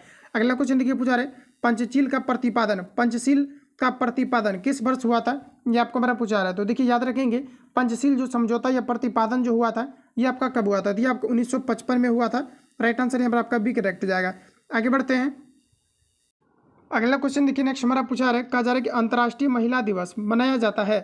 तो याद रखेंगे आप सभी लोग, अंतर्राष्ट्रीय महिला दिवस प्रत्येक वर्ष 8 मार्च को मनाए जाते हैं। काफ़ी बार रिपीट हुआ है क्वेश्चन आपका, ध्यान रखेंगे आप सभी लोग। अगला क्वेश्चन पूछा रहे, रामचरितमानस किसने लिखी है, ये आपको मेरा पूछा जा रहा है। तो ये जो लिखा गया है ये तुलसीदास जी के द्वारा लिखा गया है। राइट आंसर आपका ए करेक्ट हो जाएगा। अगला क्वेश्चन देखिए, पूछा रहे भारतीय रुपये का नया प्रतीक, इस प्रकार से जो सिंबल का यूज किया जाता है, इस प्रकार से पहले हम लोग लिखते थे, अब क्या है कि आपका इस प्रकार से आपका लिखा जाता है। तो ये किसने तैयार किया था, ये आपको मेरा पूछा जा रहा है। सभी ऑप्शन आपके सामने दिए गए हैं, बताएंगे आप सभी लोग राइट आंसर यहाँ पर आपका क्या होगा। तो ध्यान रहे आप सभी लोगों को, ये आपका हो जाएगा आपका डी उदय कुमार हो जाएगा। ऑप्शन यहाँ पर आपका बी करेक्ट हो जाएगा, जिनके द्वारा कि रुपया लिखने के लिए इस प्रकार के सिंबॉलिक जो है ये चीज़ों का जो है आपका यूज किया गया है। राइट आंसर यहाँ पर आपका भी करेक्ट हो जाएगा। ये जो तीनों क्वेश्चन आपको सामने दिख रहे हैं ये काफ़ी बार आपका रिपीट आपका हुआ है, ध्यान रखेंगे आप तीनों प्रश्नों को। अगला क्वेश्चन देखिए, नेक्स्ट हमारा पूछा रहे, कहा जा रहा है कि फूलों की घाटी कहाँ स्थित है, ये आपको हमारा बताना है। तो देखिए फूलों की जो घाटी है ये उत्तराखंड में स्थित है। राइट आंसर यहाँ पर आपका बी करेक्ट हो जाएगा। अगला क्वेश्चन हमारा पूछा रहे, कहा जा रहा है कि अमजद अली खान इनमें से किस वाद्य यंत्र से संबंधित है, कि आपको हमारा पूछा जा रहा है। तो ये जो आपका संबंधित है ये आपके श्रोत वादक थे। राइट आंसर आपका सी करेक्ट हो जाएगा। याद रखेंगे आप सभी लोग। कहा जा रहा है कि अमजद अली खान इनमें से किस वाद्य यंत्र से संबंधित है, ये आपको हमारा पूछा रहा है। ये आपके श्रोत वादक थे। ऑप्शन यहाँ पर आपका सी करेक्ट हो जाएगा। अगला क्वेश्चन देखिए, नेक्स्ट हमारा पूछा रहा है, कहा जा रहा है कि रेड क्रॉस संस्था के संस्थापक कौन थे, ये आपको हमारा बताना है। तो देखिए रेड क्रॉस संस्था के जो संस्थापक थे ये आपका जीन हेनरी ड्यूनेंट थे। राइट आंसर यहाँ पर आपका ए करेक्ट हो जाएगा। अगला क्वेश्चन हमारा है, complete the following sentence with the correct options. यहाँ पर आपको कहा जा रहा है कि सी हैज बीन टीचिंग डैश, कहा जा रहा है कि 2005 यानी कि 2000 आपका 05 दिया गया है। बताएंगे आप लोग राइट आंसर यहाँ पर आपका क्या हो जाएगा। तो जब भी कभी डेट से रिलेटेड चर्चा होता है तो वहाँ पर आपका सीन्स का प्रयोग होता है। राइट आंसर आपका बी करेक्ट हो जाएगा। इस प्रकार के प्रश्न आपके ऑलरेडी आपका कवर भी आपके हुए हैं। अगला क्वेश्चन देखिए, नेक्स्ट हमारा पूछा रहे, कहा जा रहा है कि चूज द करेक्ट सेंटेंस। तो बताएंगे आप लोग राइट आंसर यहाँ पर आपका क्या होगा। तो यहाँ पर आपका जो राइट आंसर आपका हो जाएगा ये आपका हो जाएगा कि पेट्रोल इज सोल्ड, यहाँ पर आपका हो जाएगा sold by A litre. Right answer यहाँ पर आपका सी करेक्ट हो जाएगा। अगला क्वेश्चन है, कहा जा रहा है कि pick out the correct option. सभी ऑप्शन आपके सामने हैं, बताएंगे आप लोग राइट आंसर क्या होगा। तो देखिए यहाँ पर आपका करेक्ट आंसर आपका हो जाएगा, he said that new Delhi is the capital of India. Right answer आपका सी करेक्ट हो जाएगा। अगला क्वेश्चन देखिए, नेक्स्ट हमारा पूछा रहे, कहा जा रहा है कि choose the right options to fill in the blanks. कहा जा रहा है आई डैश माई, कहा जा रहा है कि homework when the light went out. बताएंगे आप लोग राइट आंसर यहाँ पर आपका क्या होगा। प्रीपोजिशन के रूप में आप कौन सी चीज़ों का यूज करेंगे। तो यहाँ पर आपका जो राइट आंसर आपका हो जाएगा ये आपका हो जाएगा वाज डूइंग। ऑप्शन यहाँ पर आपका बी करेक्ट हो जाएगा। अगला क्वेश्चन पूछा रहे, करेक्ट द सॉरी कहा जा रहा है कि कंप्लीट द फॉलोइंग सेंटेंस। यहाँ पर भी आपको बताना है I often dash mistake I am only human offer. कहा जा रहा है कि आफ्टर ऑल आई, कहा जा रहा है कि एम फेलिएबल। बताएंगे आप लोग राइट आंसर यहाँ पर आपका क्या हो जाएगा। तो दोस्तों ध्यान रखेंगे आप सभी लोग, यहाँ पर जो आपका प्रीपोजिशन के रूप में आपका प्रयोग होगा यहाँ पर आपका हो जाएगा मैक। करेक्ट आंसर आपका ए राइट हो जाएगा। अगला क्वेश्चन देखिए, नेक्स्ट हमारा पूछा रहे, यहाँ पर आपको सिंपली क्या करना है कि फेट एंड आपको दिया गया फ्लेबी। इसके लिए आपको बताना है कि कौन से आप चीज़ों का यूज करेंगे रिप्लेस अगर करना हो तो यहाँ पर आपका राइट आंसर हो जाएगा लीन, और यहाँ पर आपका एंड आपका थीन हो जाएगा। ऑप्शन यहाँ पर आपका सी करेक्ट हो जाएगा। अगला क्वेश्चन देखिए, नेक्स्ट हमारा पूछा रहे, यहाँ पर भी आपको अंडरलाइन आपको दिया गया जिसमें कि कहा जा रहा है कि फाउट टूथ एंड यहाँ पर आपको कहा जा रहा है कि नेल। इसके लिए बताना है कि आप कौन सी चीज़ों का यहाँ पर आप लोग यूज करेंगे। तो यहाँ पर आपका राइट आंसर आपका हो जाएगा ऑप्शन बी यहाँ पर आपका करेक्ट हो जाएगा। आगे बढ़ जाते हैं। अगला क्वेश्चन हमारा नेक्स्ट यहाँ पर आपको देखिए पूछा जा रहा है, यहाँ पर आपको बताना है कि निम्नलिखित में से कौन सा रोग विटामिन कुपोषण के कारण से नहीं होता है, ये आपको हमारा पूछा जा रहा है। तो देखिए यहाँ पर आपका जो राइट आंसर आपका हो जाएगा ये जो आपको दिया गया है रक्तता, जो यहाँ पर आपको दिया गया यहाँ पर आपको दिया है और रक्तता दिया गया। तो देखिए और रक्तता जो होता है ये आपका जो आयरन की कमी के कारण से होता है, इसलिए यहाँ पर आपका राइट आंसर ऑप्शन यहाँ पर आपका करेक्ट हो जाएगा, जो कि विटामिन के कारण से आपका नहीं होता है। बाकी आपको अस्कर भी विटामिन सी की कमी के कारण से होता है, रतुंदी विटामिन ए की कमी के कारण से होता है और बेरी बेरी विटामिन बी की कमी के कारण से होता है। तो यहाँ पर आपका राइट आंसर जो है ये आपका करेक्ट हो जाएगा।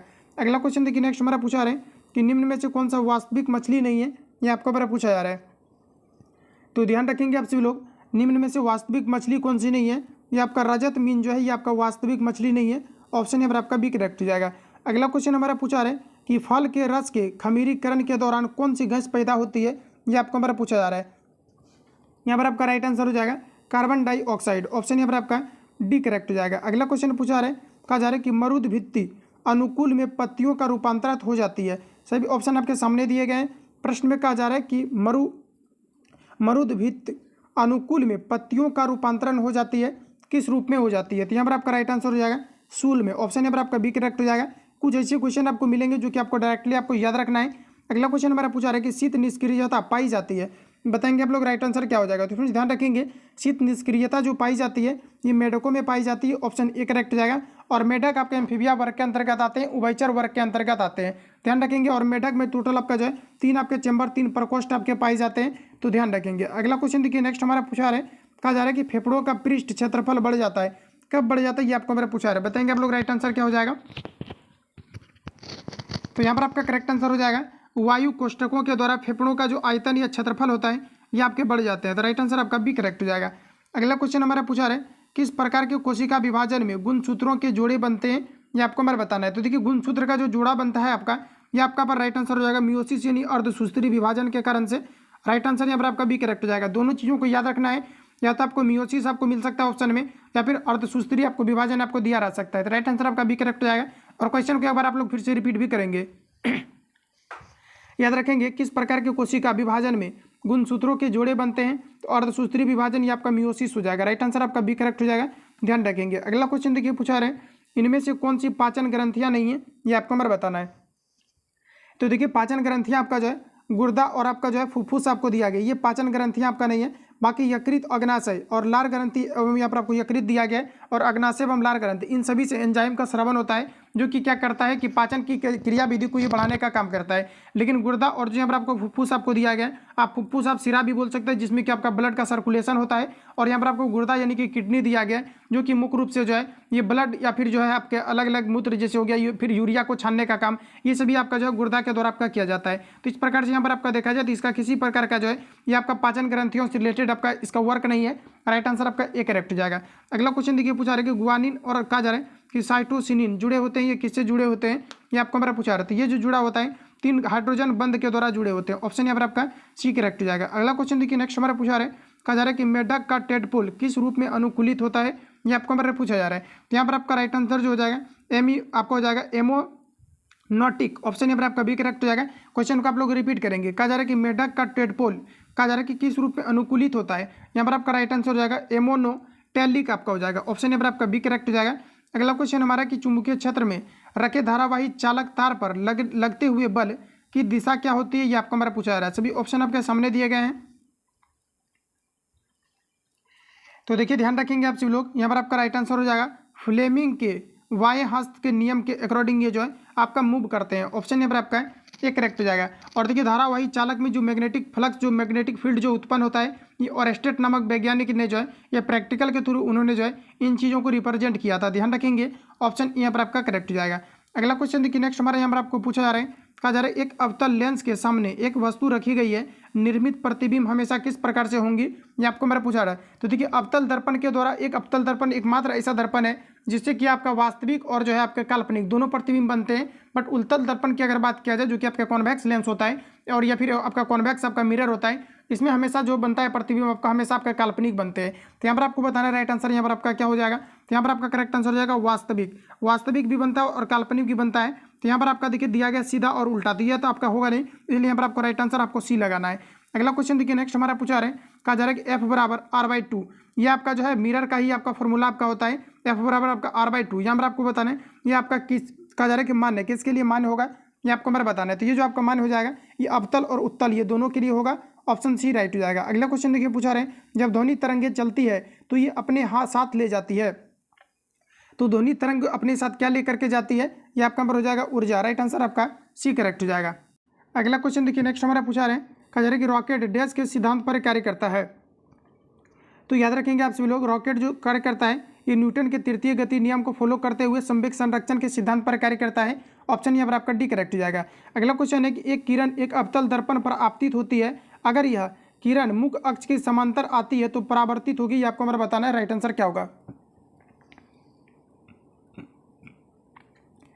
यहाँ पर आपका करेक्ट आंसर हो जाएगा ये फोकस से गुजरेगी। जनरली आप जो है यहाँ पर फिगर को भी आप लोग ड्राव कर सकते हैं, इस प्रकार से आपका फिगर आपका क्रिएट हो जाएगा अवतल दर्पण का।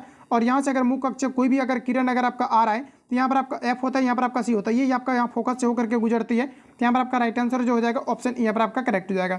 अगला क्वेश्चन देखिए नेक्स्ट हमारा पूछा रहे कहा जा रहा है एक लंबी प्रणालिका जिससे विद्युत धारा प्रभावित हो रही हो के अक्ष पर विद्युत चुंबकीय फ्लक्स कहा जा रहा है कि क्षेत्र बी उत्पन्न होता है, अगर विद्युत धारा दोगुनी किया जाए तो नया चुंबकीय क्षेत्र क्या होगा, ये आपको मेरा पूछा रहा है। क्वेश्चन को आप लोग समझेंगे, थोड़ा सा कॉन्सेप्चुअल जरूर पूछा गया है लेकिन आपको ध्यान में रखना है। कहा जा रहा है कि एक लंबी प्रणालिका जिससे विद्युत धारा प्रभावित हो रही हो के अक्ष पर विद्युत चुंबकीय क्षेत्र यानी कि जो चुंबकीय क्षेत्र है ये आपका यहाँ पर बी उत्पन्न होता है, अगर विद्युत धारा दोगुनी किया जाए तो कहा जा रहा है कि नया चुंबकीय क्षेत्र क्या होगा, ये आपको मेरा पूछा रहा है। तो देखिए विद्युत धारा अगर दोगुनी अगर आप करेंगे तो चुंबकीय क्षेत्र भी आपका दोगुनी हो जाएगा। ऑप्शन यहाँ पर आपका बी करेक्ट हो जाएगा। अगला क्वेश्चन देखिए नेक्स्ट हमारा यहाँ पर आपको पूछा रहा है कहा जा रहा है कि दो वृत्ताकार कुंडलियां जिसकी त्रिज्या ए से क्रमशः कहा जा रहा है कि एल और 2L धारा प्रभावित होती है, दोनों कुंडलियों के केंद्र पर चुंबकीय क्षेत्र की तुलना निम्न में से किससे होगी, ये आपको हमारा पूछा जा रहा है। बताएंगे आप लोग राइट आंसर यहाँ पर आपका क्या होगा।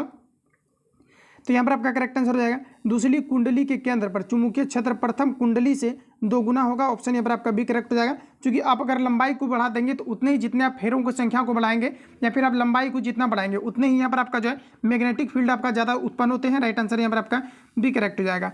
अगला क्वेश्चन देखिए, नेक्स्ट हमारा पूछा रहे हैं, कहा जा रहा है कि किस लेंस की क्षमता +0 आपका 5 आपका डाईऑप्टर हो सकता है, ये आपको मेरा पूछा जा रहा है। ध्यान रखेंगे आपका उत्तल लेंस का जो क्षमता होता है ये हमेशा आपका पॉजिटिव होता है। बताएंगे आप लोग राइट आंसर यहाँ पर आपका क्या होगा।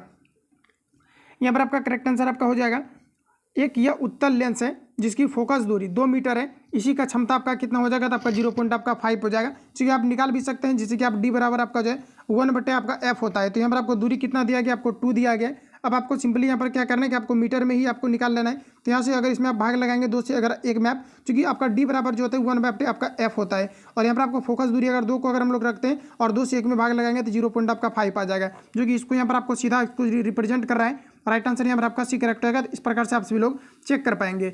अगला क्वेश्चन देखिए, नेक्स्ट हमारा पूछा रहे हैं, यहाँ पर आपको देखिए बताना है, कहा जा रहा है कि रेखांकित ग्राफ के वेग का मान क्या होगा, ये आपको हमारा पूछा रहा है। सभी ऑप्शन आपके सामने दिए गए हैं, बताएंगे आप लोग राइट आंसर यहाँ पर आपका क्या होगा।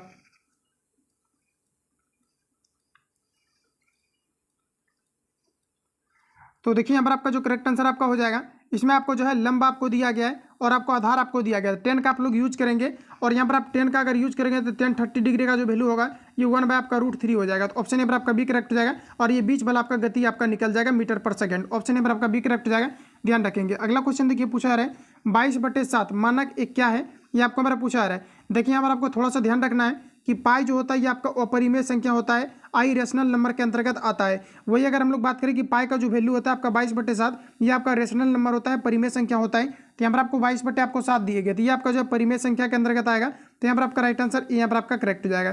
ध्यान रखेंगे आप जो लोग 22/7 क्या हो जाएगा, तो आपका यहाँ पर परिमेय संख्या हो जाएंगे। आगे बढ़ जाते हैं। अगला क्वेश्चन देखिए, नेक्स्ट हमारे यहाँ पर आपको पूछा जा रहा है, कहा जा रहा है कि यदि 5 अवलोकनों, यहाँ पर आपको दिया गया x +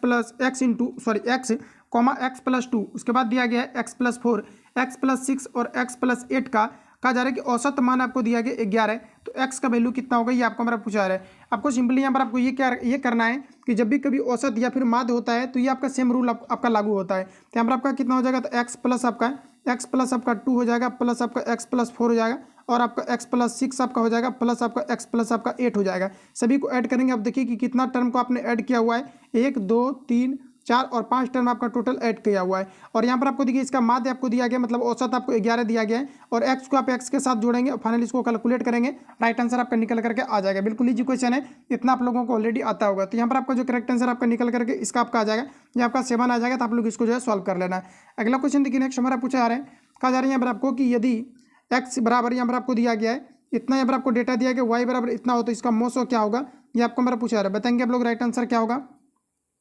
तो देखिए मोसो का मतलब होता है हाईएस्ट कॉमन फैक्टर, और यहाँ पर आपको वही आपको निकालना है कि इसका मोसो आपका फाइनली आपका क्या निकल करके आएगा। बताएंगे आप लोग राइट आंसर यहाँ पर आपका क्या हो जाएगा। तो देखिए हाईएस्ट पावर की अगर बात किया जाए तो यहाँ पर आप देख पाएंगे कि 2 पर पावर 2 और यहाँ पर आपका 2 पर पावर 3 है। तो 2 पर पावर आपका 2 आपका बाहर आ जाएगा, यहाँ पर आपका 3 है और यहाँ पर आपका 3 पर पावर 3 है, तो 1 3 आपका बाहर आ जाएगा। तो 2 दूनी 4 दूनी आपका 8 हो जाएगा। देखिए 2 पर पावर आपका 2 आपका बाहर आएगा, तो 2 दूनी 4 3 आपका कितना हो जाएगा 12। तो यहाँ पर आपका राइट आंसर ए करेक्ट हो जाएगा, तो निकाल लेना।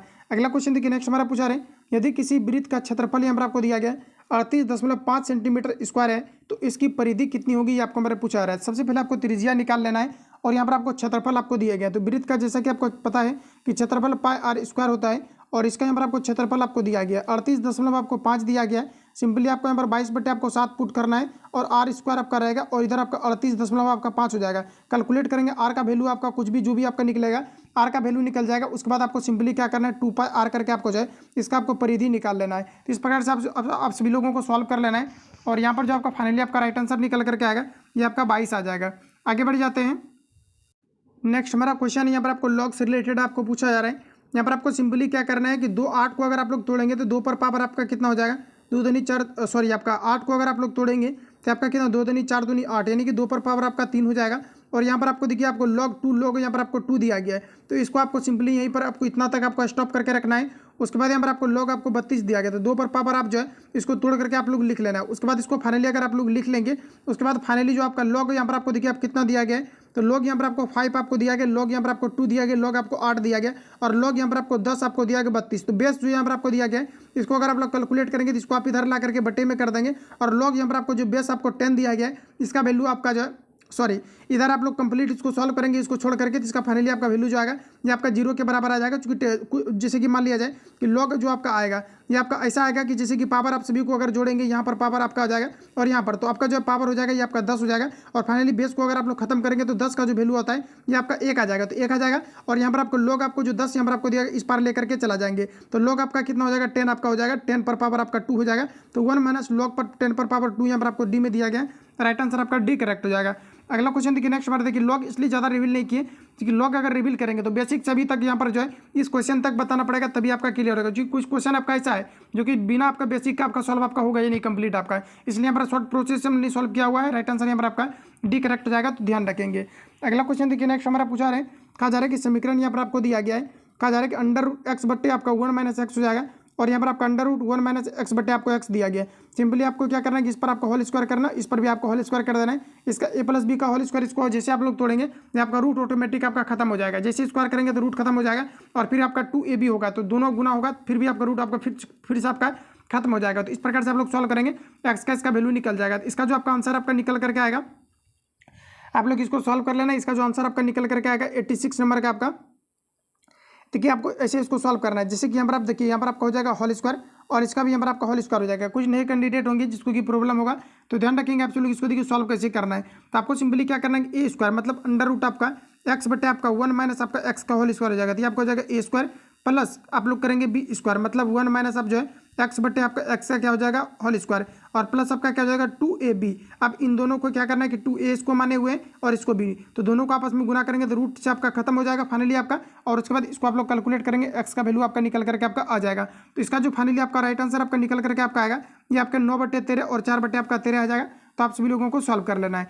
अगला क्वेश्चन देखिए नेक्स्ट हमारा पूछा रहे कहा जा रहा है कि यूक्लिड विभाजन प्रमेयिका का उपयोग करके दो धनात्मक पूर्णांक ए और बी जहां कहा जा रहा है कि ए ग्रेटर देन बी का हम निकाल सकते हैं, बताएंगे आप लोग राइट आंसर यहाँ पर आपका क्या हो जाएगा। तो यूक्लिड विभाजन एल्गोरिथम का जो प्रयोग करके हम लोग निकालते हैं, क्या निकालते हैं ये आपको मेरा पूछा रहा है। सभी ऑप्शन आपके सामने दिए गए, बताएंगे आप सभी लोग यहाँ पर आपका राइट आंसर आपका क्या हो जाएगा।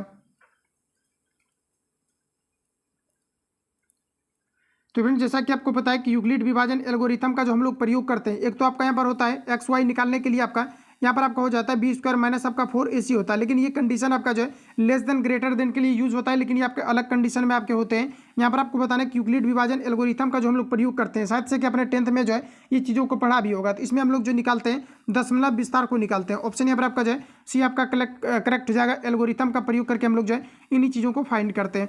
अगला क्वेश्चन देखिए नेक्स्ट हमारे यहाँ पर आपको पूछा रहे कहा जा रहा है कि 15,000 रुपये पर 2 वर्ष का चक्रवृद्धि ब्याज और साधारण ब्याज का अंतर यहाँ पर आपको दिया गया है 96 आपका रुपया है। तो कहा जा रहा है यहाँ पर आपको कि ब्याज की दर कितना होगा ये आपको हमारा पूछा जा रहा है। तो चाहो तो आप इसको जो है डायरेक्टली आप फॉर्मूला पर भी बेसिक फॉर्मूला पर से जो है इसको सॉल्व आप लोग कर पाएंगे, या फिर आपको क्या करना है इसके लिए एक आपका खास आपका कंडीशन होता है। जब भी कभी क्या है कि ब्याज का आपको अंतर आपको दिया रहा है तो सिंपली आपको बराबर में आपको लेकर के जो है 96 आप चलेंगे। अगर आपको फॉर्मूला अगर लिखना चाहते हैं तो आप लिख सकते हैं, क्योंकि इसी पैटर्न पर क्वेश्चन आपका काफ़ी बार आपका पूछा गया है और बिहार पुलिस कांस्टेबल के अंदर के जितनी भी आपका मैथमेटिक्स आपका पूछा गया है ये सभी सेम पैटर्न को फॉलो किया गया है। तो याद रखेंगे आपका डी बराबर यानी जो आपका डिफरेंस होता है यहाँ पर आपका हो जाएगा पी जो कि आपका प्रिंसिपल आपका वैल्यू होता है। उसके बाद यहाँ पर आपका आर बटे आपका 100 और ऊपर जितने भी आपको टाइम दिया रहता है उसको आप लोग ऊपर रखेंगे। तो यहाँ पर आपको 2 वर्ष दिया गया है तो आप लोग 2 वर्ष रखेंगे। अब देखिए आपको सिंपली क्या करना है, डिफरेंस आपको कितना दिया गया 96, तो 96 रखेंगे और पी का वैल्यू कितना दिया गया 15,000, तो सिंपली यहाँ पर आपको 15,000 रखना है। उसके बाद यहाँ पर आपको देखिए आपका कितना हो जाएगा आर आपको कितना दिया गया, इंटरेस्ट हमें निकालना है क्योंकि जो है आपके यहाँ पर रेट के बारे में ही पूछा जा रहा है। तो आर रखेंगे सिंपली आप लोग, लेकिन प्रश्न में कहा जा रहा है कितने वर्षों के लिए दिया जा रहा है, तो 15,000 रुपया 2 वर्ष का कहा जा रहा है कि 2 वर्ष चक्रवृद्धि ब्याज की दर से और साधारण ब्याज का अंतर दिया गया, तो ब्याज की दर कितना होगा ये आपको मेरा पूछा रहा है। चलिए ठीक है, आपका आर बट्टे यहाँ पर आपका 100 हो जाएगा, टाइम आपको 2 वर्ष दिया गया 2 रखेंगे। फाइनली आप लोग आर का वैल्यू इसको जो है कैलकुलेट आप लोग कर लेंगे। अगला क्वेश्चन देखिए नेक्स्ट हमारा, और यहाँ पर देखिए जो आपका आंसर आपका निकल करके आपका आएगा, इसको अगर आप लोग सॉल्व करेंगे तो आपके 8% आपका आ जाएगा। ऑप्शन बी यहाँ पर आपका राइट हो जाएगा। अगला क्वेश्चन देखिए नेक्स्ट हमारा पूछा रहे यहाँ पर आपको ए बराबर दिया गया और बी बराबर दिया गया है, इसको यहाँ पर आपको सिंपली आपको सॉल्व कर देना है। देखिए आप कैसे इसको सॉल्व करेंगे, तो यहाँ पर अगर देखा जाए तो ये आपका ए स्क्वायर और प्लस आपका ए बी प्लस यहाँ पर आपको बी स्क्वायर दिया गया है। इसको आपको क्या करना है कि आप लोगों को सॉल्व करना है। तो चाहो तो आप यहाँ पर डायरेक्टली जो है इसका वैल्यू भी आप लोग रख सकते हैं। लेकिन ऐसा अगर आप लोग नहीं करना चाहते हैं तो आपको यहाँ पर सिंपली ये करना है कि ये देखिए आपका एक प्रकार का जो है फॉर्मूला आपका होता है। इस प्रकार के कंडीशन अगर कहीं पर भी आपको दिखता है तो सिंपली आपको ए प्लस बी आपको कर देना है। और ये हम लोग जो है इसको मान लेते हैं, जो कि यहाँ पर आपको ए में दिया गया और इसको भी, इन दोनों का आप लोग सिंपली जोड़ करके जो है हरों का परिमेयकरण कर देंगे। इसका राइट आंसर आपका निकल करके आ जाएगा। तो इसको भी आप लोग खुद से सॉल्व करेंगे। इसका जो फाइनली आपका राइट आंसर आपका निकल करके आएगा ये आपका 4/3 आपका आ जाएगा। अगला क्वेश्चन देखिए, नेक्स्ट हमारा पूछा रहे हैं, कहा जा रहा है कि एक ठोस धात्विक बेलन की आधार की त्रिज्या दिया गया 3 सेंटीमीटर एवं ऊंचाई यहाँ पर आपको दिया गया 5 सेंटीमीटर। इसे पिघलाकर एन ठोस शंकु बनाया जाता है जिसकी ऊंचाई 1 सेंटीमीटर एवं आधार की त्रिज्या 1 mm है। तो कहा जा रहा है कि एन का वैल्यू कितना होगा, ये आपको हमारा पूछा रहा है। तो सिंपली यहाँ पर आपको देखिए करना आपको यह है, जो आपको चीज़ें दिया गया है आप सबसे पहले इसको लिख लेंगे तो शायद आपके लिए जो है ज़्यादा बेहतर होगा।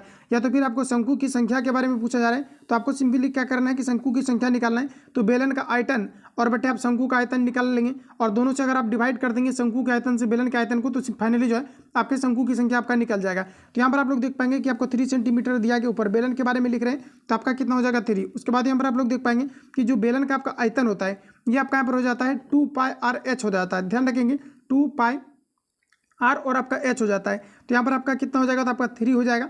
और सॉरी यहाँ पर आपको देखिए क्या पूछा जा रहा है, यहाँ पर आपको कहा जा रहा है कि ठोस पिघला करके बनाया जाता है तो उसके आधार की त्रिज्या इतना हो। तो कहा जा रहा है कि बेलन के आधार की त्रिज्या यहाँ पर आपको दिया गया। देखिए यहाँ पर आपको सिंपली क्या करना है, देखिए यहाँ पर आपको कहा जा रहा है कि एक ठोस धात्विक बेलन की आधार की त्रिज्या 3 सेंटीमीटर और ऊंचाई यहाँ पर आपको दिया गया 5 सेंटीमीटर। इसे पिघलाकर एन ठोस कहा जा रहा है कि बनाया जाता है। तो कहा जा रहा है कि धात्विक बेलन यहाँ पर आपको दिया गया है। और देखिए धात्विक बेलन का क्या निकालना है हमें, सबसे पहले आयतन हमको निकाल लेना है। तो चलिए हम लोग यहाँ पर आयतन निकाल लेते हैं। तो आपका यहाँ पर πr² आपका h हो जाएगा। ध्यान रखेंगे क्या हो जाएगा यहाँ पर आपका बेलन का आयतन, तो πr² आपका जो है आपका यहाँ पर h हो जाएगा। तब यहाँ पर आपको क्या करना है कि πr² अगर हम लोग h करेंगे तो सिंपली यहाँ पर आपको क्या करना है कि आपको पाई भी आपको रख देना है और पाई का वैल्यू नहीं रखना है। उसके बाद देखिए r जैसे रखेंगे आप लोग 3 तो 3 का स्क्वायर हो जाएगा, तो 3 इंटू आपका 3 हो जाएगा। उसके बाद h आपको यहाँ पर देखिए दिया गया है क्या, तो h आपको नहीं दिया गया। तो h आपको सिंपली जो है सॉरी ऊंचाई भी यहाँ पर आपको दिया गया 5, तो यहाँ पर आप लोग 5 रखेंगे। उसके बाद यहाँ पर आपको देखिए दिया जाता है, यहाँ पर आपको कह रहा है कि शंकु, तो शंकु का आयतन क्या होता है 2/3 πr² h होता है। तो पाई भी रखेंगे क्योंकि पाई से पाई यहाँ पर आपका कैंसिल आउट हो जाएगा। और r का वैल्यू यहाँ पर आपको देखिए कितना आपको दिया गया है। तो जैसा कि यहाँ पर आप लोग देख पाएंगे कि r यहाँ पर आपको जो है यहाँ पर आपको दिया गया 1 mm दिया गया। और mm से अगर सेंटीमीटर हमें परिवर्तित करना रहे तो 10 से डिवाइड करते हैं। 10 से अगर 1 में भाग लगाएंगे तो 0 आपका 1 हो जाएगा और इसका स्क्वायर करेंगे तो 0.1 इंटू 0.1 हो जाएगा। इसको फाइनली कैलकुलेट करेंगे आप लोग, राइट आंसर आपका निकल करके आ जाएगा। इसका जो फाइनली आपका करेक्ट आंसर आपका निकल करके आएगा ये आपका 13,500 आपका आ जाएगा। ऑप्शन यहाँ पर आपका डी करेक्ट हो जाएगा। अगला क्वेश्चन देखिए, नेक्स्ट हमारा पूछा रहे हैं, कहा जा रहा है कि पेट्रोलियम के प्रभावी आसवन द्वारा निम्नलिखित पदार्थ के एक के बाद एक निकलते हैं। बताएंगे आप लोग राइट आंसर क्या हो जाएगा। तो पेट्रोलियम के प्रभावी आसवन द्वारा निम्नलिखित पदार्थ का एक के बाद एक निकलते हैं। क्या निकलते हैं ये आपको मेरा पूछा रहा है। सभी ऑप्शन आपके सामने दिए गए, बताना आप सभी लोगों को यहाँ पर आपका राइट आंसर आपका क्या हो जाएगा। तो ध्यान रखेंगे आप सभी लोग, यहाँ पर आपका राइट आंसर हो जाएगा naphtha, kerosene, diesel, oil. Right answer आपका डी करेक्ट हो जाएगा। इंपॉर्टेंट क्वेश्चन रहेगा एग्जाम पॉइंट ऑफ व्यू से आपका। क्वेश्चन को आप लोग रिपीट कर लेंगे कि पेट्रोलियम के प्रभावी आसवन द्वारा निम्नलिखित पदार्थ के एक के बाद एक क्या निकलते हैं। तो नेफ्ता, केरोसिन और डीजल, ऑयल निकलते हैं। राइट आंसर आपका डी करेक्ट हो जाएगा। अगला क्वेश्चन देखिए पूछा रहे, रेडियो सक्रिय कार्बन 5800 वर्षों में अपनी प्रारंभिक मात्रा का आधा हो जाता है। कितने वर्ष में यह प्रारंभिक मात्रा का 1/4 हो जाएगा, ये आपको मेरा पूछा रहा है। तो ये यहाँ पर आपका राइट आंसर हो जाएगा ऑप्शन बी। इसको भी सॉल्व नहीं कर रहे हैं, इसको स्किप कर दे रहे हैं क्योंकि फर्स्ट ऑर्डर सेकंड ऑर्डर अगर आप रिएक्शन पढ़ेंगे +2 में तो +2 में ये सभी क्वेश्चन आपको जो है आपको सिद्ध आपको किया जाता है केमिस्ट्री में, ठीक है। तो ये आपका जो है आपको सिद्ध करना पड़ेगा जो कि काफ़ी ज़्यादा लंबा होता है। फर्स्ट ऑर्डर, सेकंड ऑर्डर और 0 ऑर्डर जो रिएक्शन आपका होता है वहीं पर ये चीज़ें आपको पढ़ाई जाती है। तो यहाँ पर आपका राइट आंसर बी करेक्ट हो जाएगा। तो आप लोग इसको देख लेना है। अगला क्वेश्चन देखिए, नेक्स्ट हमारा पूछा रहे, कहा जा रहा है एक रंगीन सॉल्ट लेड नाइट्रेट को गर्म करने पर एक पीले रंग का यौगिक कहा जा रहा है कि X बनता है तथा भूरे रंग का यौगिक Y कहा जा रहा है कि Y गैस निकलती है। तो बताएंगे आप सभी लोग यहाँ पर आपका यौगिक क्या है। देखिए प्रश्न में कहा जा रहा है कि एक रंगीन सॉल्ट लेड नाइट्रेट को गर्म करने पर पीले रंग का यौगिक X बनता है तथा लाल भूरे रंग की गैस Y निकलती है। तो बस पूछा जा रहा है कि गैस Y क्या है, ये आपको मेरा पूछा जा रहा है। बताएंगे आप लोग राइट आंसर क्या हो जाए, ये आपका यहाँ पर हो जाएगा नाइट्रोजन डाइऑक्साइड। ऑप्शन यहाँ पर आपका बी करेक्ट हो जाएगा। अगला क्वेश्चन देखिए, नेक्स्ट हमारा पूछा रहे, कहा जा रहा है कि द्रव में होता है। बताएंगे आप लोग राइट आंसर क्या हो जाएगा। तो द्रव में जो आपका होता है इसमें क्या होता है, तो नियत आयतन होता है और नियत आकार होता है और अत्यधिक आपका संकुचन होता है। ऑप्शन यहाँ पर आपका बी करेक्ट हो जाएगा। इसके प्रॉपर्टीज के बारे में पूछा जा रहा है। अगला क्वेश्चन हमारा नेक्स्ट यहाँ पर आपको देखिए पूछा रहा है, बताना आप सभी लोगों को कि निम्न में से किस यौगिक में आयनिक तथा संयोजी दोनों आबंध होते हैं, ये आपको हमारा पूछा जा रहा है। तो ये जो आपका होता है ये आपका CaCl2 में आपका होता है। राइट आंसर यहाँ पर आपका बी करेक्ट हो जाएगा। ध्यान रखेंगे ये आपका यूनिक टाइप का है क्वेश्चन, आपका काफ़ी अच्छा खासा आपका है। ध्यान रखेंगे कि निम्न में से किस यौगिक में कहा जा रहा है कि आयनिक तथा संयोजी दोनों आबंध होते हैं, तो आपका CaCl2 में होते हैं। ऑप्शन यहाँ पर आपका बी करेक्ट हो जाएगा। अगला क्वेश्चन है रेडियो सक्रियता को मापने के लिए वाणिज्यिक रूप में उपलब्ध यंत्र कौन सा है, ये आपको हमारा पूछा जा रहा है। यहाँ पर आपका राइट आंसर हो जाएगा रेडियो समस्थानिक। ऑप्शन यहाँ पर आपका बी करेक्ट हो जाएगा। अगला क्वेश्चन देखिए नेक्स्ट हमारा पूछा रहा है, कहा जा रहा है कि MnO2 4HCl MnCl2 2H2O Cl2 उपरोक्त अभिक्रिया में ऑक्सीकारक कौन है, ये आपको हमारा पूछा रहा है। ऑक्सीकारक करने का मतलब है कि जो उसमें ऑक्सीडेशन हो, जिसमें कि ऑक्सीजन का संयोग हो, वही आपके ऑक्सीकारक के रूप में होंगे। तो यहाँ पर आपका राइट आंसर हो जाएगा Cl2। राइट आंसर यहाँ पर आपका सी यहाँ पर आपका करेक्ट हो जाएगा। आगे बढ़ जाते हैं। अगला क्वेश्चन हमारा नेक्स्ट यहाँ पर आपको देखिए पूछा रहे एल्काइन का सामान्य सूत्र क्या है, ये आपको हमारा पूछा रहा है। बताएंगे आप लोग। राइट आंसर यहाँ पर आपका क्या हो जाएगा, तो एल्काइन का सामान्य सूत्र आपका CnH2n होता है। और यहाँ पर अगर हम लोग बात करें कि जो आपका एल्किन होता है ये आपका CnH2n होता है, और एल्केन जो आपका होता है CnH2n+1 होता है, और एल्काइन का आपका CnH2n आपका -2 होता है। ध्यान रखेंगे आप सभी लोग। अगला क्वेश्चन देखिए नेक्स्ट हमारा पूछा रहे, कहा जा रहा है कि विलयन का सांद्रण व्यक्त करने की कौन सी इकाई ताप के प्रभाव से प्रभावित नहीं होती, ये आपको हमारा पूछा जा रहा है। तो यहाँ पर आपका राइट आंसर हो जाएगा मोलरता आपका हो जाएगा। ऑप्शन यहाँ पर आपका एक करेक्ट हो जाएगा। ध्यान रखेंगे कि विलयन का सांद्रण व्यक्त करने के लिए कौन सी इकाई ताप के प्रभाव से प्रभावित नहीं होती है, मोलरता हो जाएगा। ऑप्शन ए करेक्ट हो जाएगा। अगला क्वेश्चन देखिए पूछा रहा है कि इनमें से कौन सी एल्यूमिनियम की मिश्र धातु है, ये आपको हमारा पूछा रहा है। तो एल्यूमिनियम जो मिलाया जाता है ये आपका मिलाया जाता है मैग्नीशियम में। ऑप्शन यहाँ पर आपका डी करेक्ट हो जाएगा। मैग्नीशियम में मिलाया जाता है। ऑप्शन यहाँ पर आपका डी राइट हो जाएगा। तो फ्रेंड जितनी भी क्वेश्चन आपका इस सेट में आपको दिया गया था, फाइनली मैंने 100 क्वेश्चन को आपको कवर करा दिया है। तो आप सभी लोगों को ध्यान रखना है, और इस क्वेश्चन को थोड़ा आपको ध्यान में रखना है। यहाँ पर आपको जो दिया गया है एल्काइन का सामान्य सूत्र क्या होता है, तो ये आपका CnH2n-2 होता है। और एल्केन का जो आपका जो एल्किन का सूत्र होता है CnH2n आपका होता है। और एल्केन की अगर हम लोग बात करें जो आपका एल्केन होता है ये आपका CnH2n+ आपका 1 होता है। तो इतनी चीज़ों को आप लोग याद रखेंगे। बाकी किसी प्रकार का डाउट या संशय हो तो आप हमें कमेंट करेंगे। मिलते हैं नेक्स्ट वीडियो में। जो लोग चैनल पर नए चैनल को सब्सक्राइब करके बेल आइकन को प्रेस कर लेना, क्योंकि जब भी बिहार पुलिस कांस्टेबल से रिलेटेड जैसे ही आपका वीडियो अपलोड हो तो आप तक नोटिफिकेशन पहुंच जाए और सबसे पहले क्लास को अटेम्प्ट ले पाए। मिलते हैं नेक्स्ट वीडियो में, तब तक के लिए जय हिंद, बेस्ट ऑफ लक।